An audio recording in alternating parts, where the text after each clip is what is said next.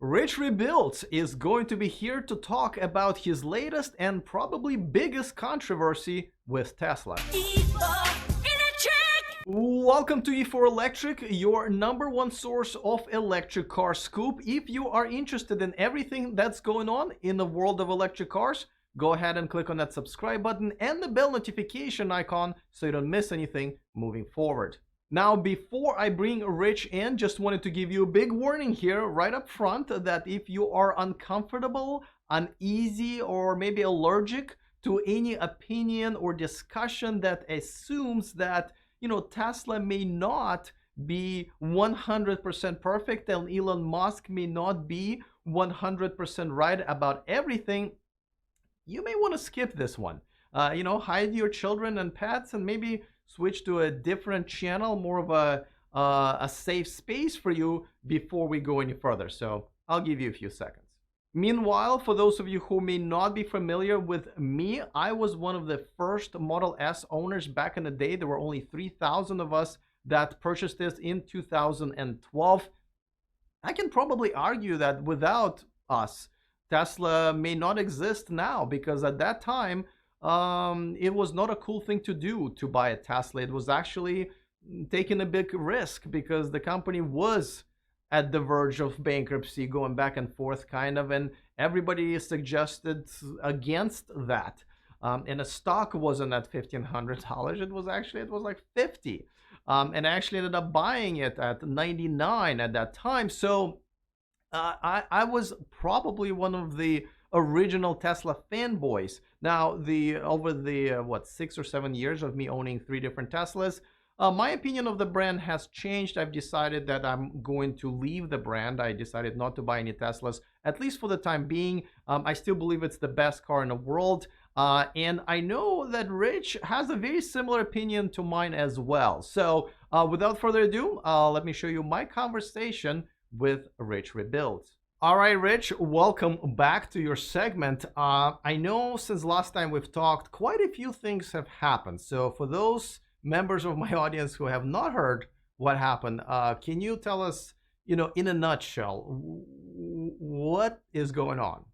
In a nutshell, I'll tell you, the most recent development was Tesla terminating my referral code program. And it wasn't really that recent. It actually happened I would say about 12 months ago. And the reason why I'm bringing it up now is because it's such a long story. Where do I even start with this? Basically, okay, the long story short is that Tesla terminated my referral program. So what this means is that I was about 80% of the way to getting a Tesla Roadster. And they sent me an email saying they removed my program, I've been terminated, and I'm not eligible to get any of the perks. So this is where I'm a little bit unclear. I can understand how they can take this away from you moving forward. But if you have already earned essentially commission, right? We've all been earning commission. That's what their affiliate program always been. How can they take that away? Well, basically, in the fine print, it says they could take it away at any given point in time for no reason whatsoever, and you're not really entitled to anything until something's actually delivered. So that was how they got out of it. They could just say, hey, you know what, you're done now, and we reserve the right to take it away if you're being annoying or if you don't fit into the general guidelines of the program. And okay, so you said you've earned 80% of the Roadster. The Roadster is $250,000, and I am Russian, so I should be able to do this in my head. I believe that's $200,000 that you just lost, and you don't seem to be very heartbroken about it. No. I am more upset about it than you. Everyone seems super upset about it, but it's not something. It's hard to really put this into an actual real world amount because the Roadster doesn't exist yet. And because the Roadster doesn't exist and I can't feel it or touch it, it'd be one thing if I could, but I never had it in the first place. So it's easy to take something away that you never really had. So I'm just kind of like, this was fun. The idea of the Roadster is fun, but actually physically having it's a different story. All right. Now, I know that some people suggested that the reason they took it away was because of your recent mods of the Model 3 and hacks or whatever, but that wasn't really the point, correct? They actually took it away way back a while back. Was there a specific event that you believe that triggered them to say, we don't want this guy in a Tesla family anymore? So basically, they took it away about a year and change ago because it was about maybe a week or so after the last video in my Model X series. Remember when I got my Model X livery series and that whole fiasco where things really didn't go well at all? Right. That's when they terminated the relationship right then and there. So they said you could no longer get any of the perks, like you're not eligible to get anything, and you're kind of SOL. So it's funny because after that, after they said you could no longer use this program, about, I want to say 3 months later or so, when I had the grand opening at the Electrified Garage, you know, my shop, I have a shop, and they showed up. Tesla was there selling cars. They had a big tent. They had their employees, and you know, they came to the event to help sell cars. And I said to myself, this is really something, you know. And it is what it is, man. You know, it's a company. They don't really. What do they care? Well, and now there was something more than just Tesla that you had to deal with. When you posted the video that you actually decided to go with a gas car over an electric car, your video was taken down not once but twice, and you believe it was due to, as you call them, musketeers. Essentially, Tesla fanboys said nicely, Right. I guess. You know, but so why do you think that, and how could they have so much power to take a YouTube video down? And what did YouTube tell you why that happened? Well, basically, okay, just to be clear on something, you be very careful. You got to watch your language when you call a Tesla fanboy a fanboy. They hate that word. I Be know, but careful. don't worry. None of them watch my channel, so I think we're in the clear. Yeah, They they know. left long time ago. They they actually know better. They get very upset when you call them that. But basically, I released a video called "Why I'm Selling My Car at My Tesla, Going Back to Gas," and the video view wise, it was doing very well. But as I released it, there was an astounding like to dislike ratio where there were literally hundreds of people disliking the video probably 29 seconds into the video. People weren't really, you know, listening to what I had to say. They were just downvoting it and into the abyss Wait, because wait, wait. Do you mean that people, without watching a video, I know. press the dislike button and comment on it? I don't know what you're talking about. Shocking. I know you're not familiar with that, but it's amazing how, you know, people will just say, hey, you know what? I know I'm not gonna like this. Literally 3 minutes in, I had hundreds of thumbs downs. And what started happening was, you know, there was a huge dislike to like ratio. Video was over. I literally turned around, did something for a couple hours, and then I came back and the video was gone. And I got a message from YouTube saying that I violated the community guidelines, and the video was reported because of, I forget what the reason was now, because this isn't the first. It actually went down again when I re-released it, but the first video went down because I violated one of the community guidelines for something. The video was reported. I said this video was reported erroneously, and you have to go back and figure it out. And they said, okay, yeah, we'll figure it out. And I think a couple of days later, they ruled that the video was unfairly flagged. Okay. Then I said, okay, perfect. I will re-release the video a couple of days later, and hopefully no one remembers the video and they'll watch it again. And then I re-released the video, and within 40 minutes, it was actually taken down again.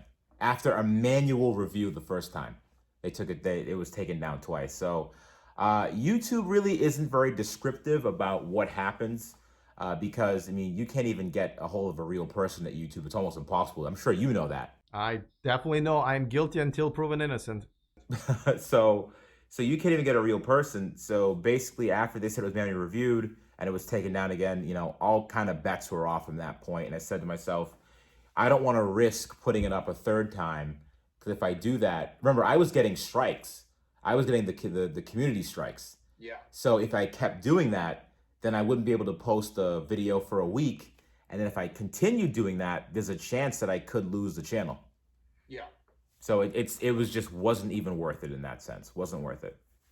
All right, so not much help from YouTube, but I guess that brings me to another topic I kind of wanted to segue. We're going to come back to Tesla in a second, but you know, I mean, obviously I've experienced the same. Anytime my video is not praising Elon Musk or even criticizing or Tesla, you know, there are, you know, dislikes are piling up, you know, negative comments are piling up, and Right.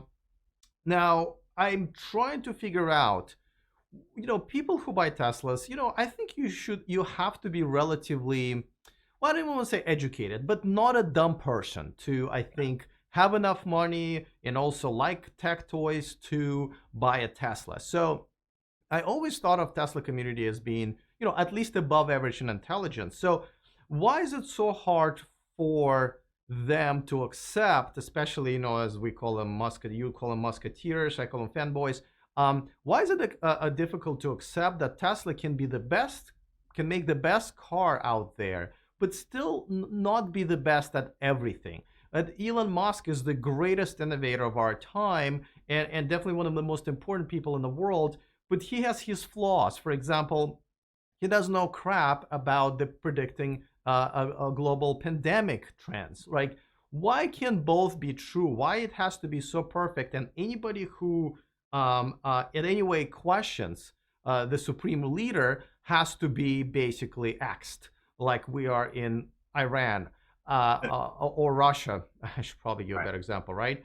What is going on with this particular community that you see this type of behavior and rejection of I, I facts? I think that for a couple of reasons. One, I think it's a lot of it is based on emotion. Obviously, people aren't really able to think rationally when there's an emotional aspect tied to this.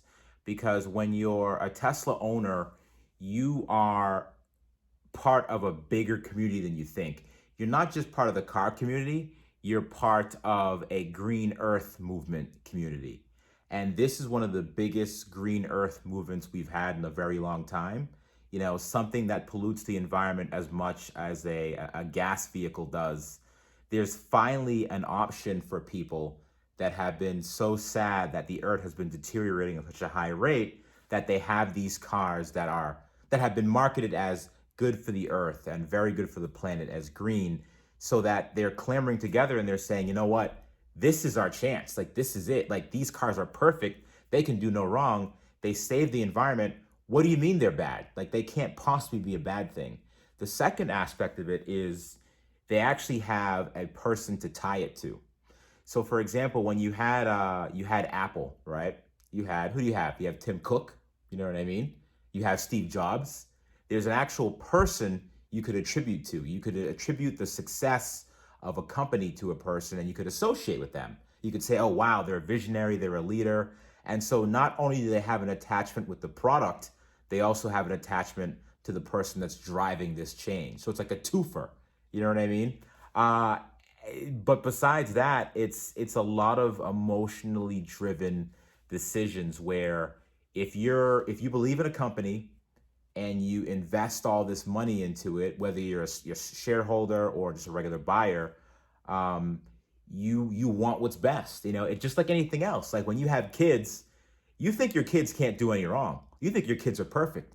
You think Good your analogy. kids, yeah, you think your kids are the best looking kids in the world, but newsflash, they're not. You know what I mean? Like they're not. It's not perfect, and it's a hard thing to grasp for people. A lot of people aren't really realists. For example, for me, I don't have the best looking kids in the world. You know, I don't have the smartest kids in the world, but I can admit that. You know, a lot of people can't. So it's one of those things. Hopefully they don't subscribe to this channel, so I Yeah, think we're no. okay. We're okay. We're okay. All right. Well, let's and this what brings me to sort of a bigger question that I had.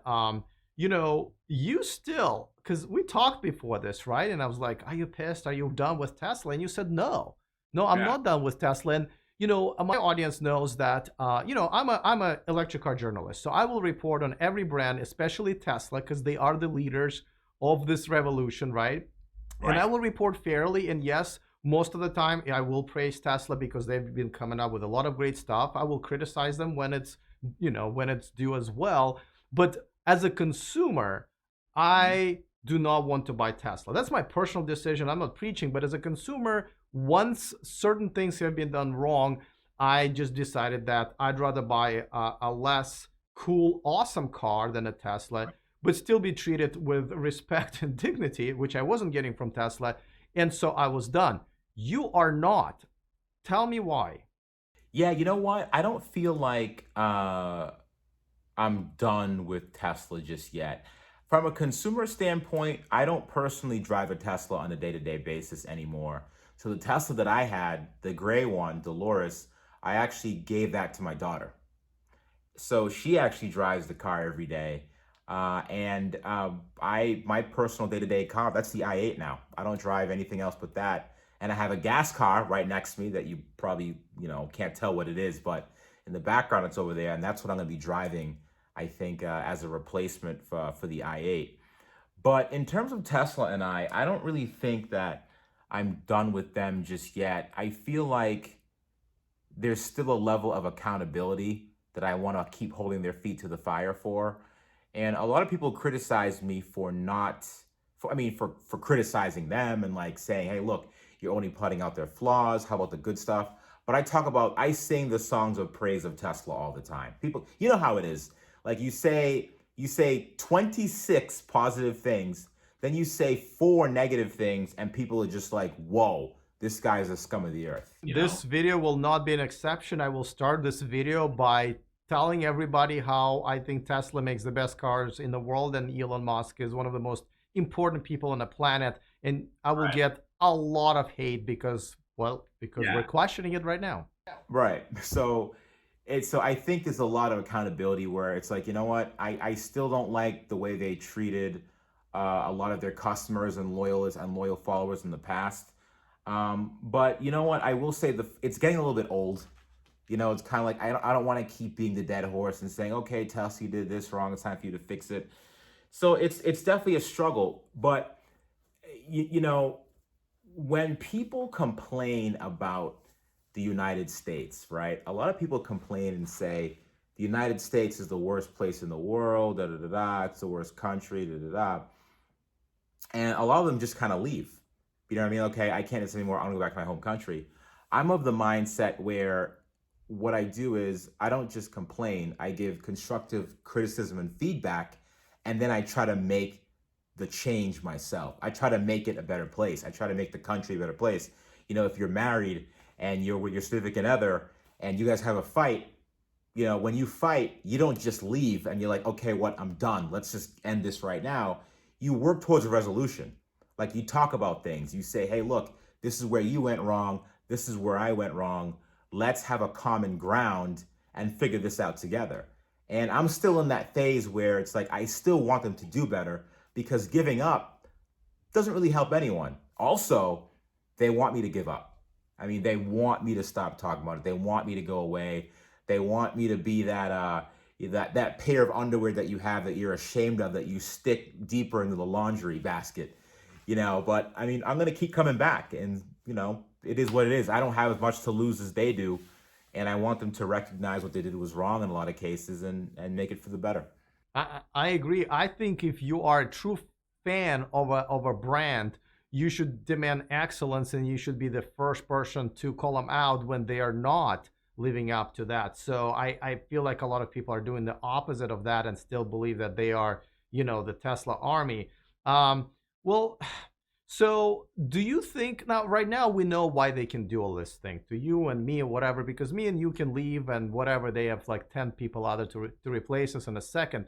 Do you think Right. at some point they will have to actually care about customer service and publicity and so forth? And if so, what will it take? Because, same thing with Apple. It took them a while until Android came out and kind of gave them a challenge. What will it take for Tesla to actually, become a brand that has to be competitive in a customer service as well? I think once other auto manufacturers start stepping their game up and start being a true threat to Tesla, I think Tesla's going to say, oh crap, wait a second, let's get back on the ball with this. And I think they still have quite some time before that happens. You know, for other well-known auto manufacturers like like let's say BMW or Mercedes, brands that come with a certain aura of excellence, as they say, once they start making luxury cars in the same price point as Tesla that are electric, that will attract a different audience, I think that's when Tesla will start to get a little bit worried, because I venture to say that BMW and Mercedes and other high-end manufacturers have their act more together in terms of a customer relationship and a customer experience, customer satisfaction and experience standpoint. So I think that's when they're starting to be like, okay, wait a minute. Tesla may not be great on initial quality or even quality later on, but they have the tech. They may not be good at customer service, but again, they have the tech. Once you have a company that has customer service, tech, and everything else, I think that's when it might start to get a little bit more interesting. Now, let me ask you this. So let's say someone at Tesla is listening to this and going like, gee, we could have handled this better, right? And if you were to expect them to maybe turn around and do the right thing here, what would you expect them to do in this particular situation? You know what? My expectations of them are very low. I don't really expect them or really want them. I mean, I do want them to do the right thing, but I don't really care if it starts with me. What I'm trying to do is I want to set the precedent for people going forward. Because as far as I'm concerned, I'm kind of over it. I'm kind of like, there's not really much you could do to kind of mend the relationship, because this has been an ongoing thing for a long time. And I feel that, if there's a person that's in my shoes again later on down the line, I want to do what's right for them. All right. My conversations with Rich are always very entertaining at the very least. He's been a contributor to this channel for a while now. You can find some of our conversations in the library of this channel. If for some reason you are not a subscriber to his channel, I strongly recommend. I put the link in the description of this video. Looking forward to your comments, though I know that might be a different type of comments this time around. That's okay, we're ready for it. Just be respectful, that's all we usually ask. Other than that, see you guys next time, and remember to stay charged.